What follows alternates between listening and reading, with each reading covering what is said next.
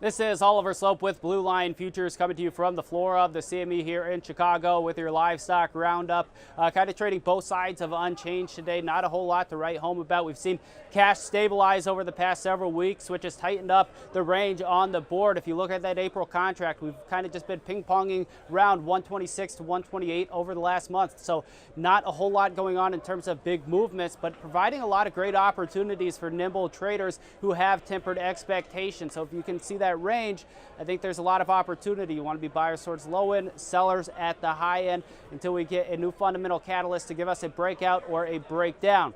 Now, the same thing can kind of be said with the feeder cattle, basically trading in a range over the last month, 142 on the low side, 145 on the high side. Right here today in the middle of no man's land, not a lot to do. Price is what you pay, value is what you get, and I think you find better value as a buyer at the low end of that range, 142, and a better value in terms of selling at the high end of that range, 145. So that's what we're looking at for live cattle and feeder cattle.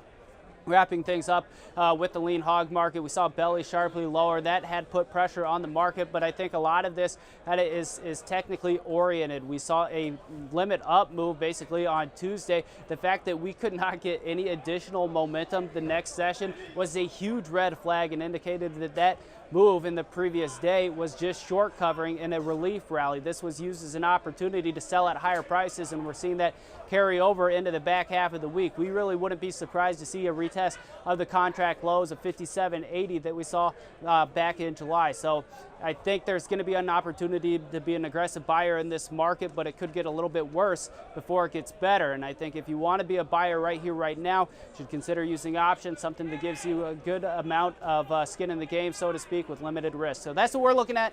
That's what you should be looking at too. This has been Oliver Slope with Blue Line Futures from the floor of the CME.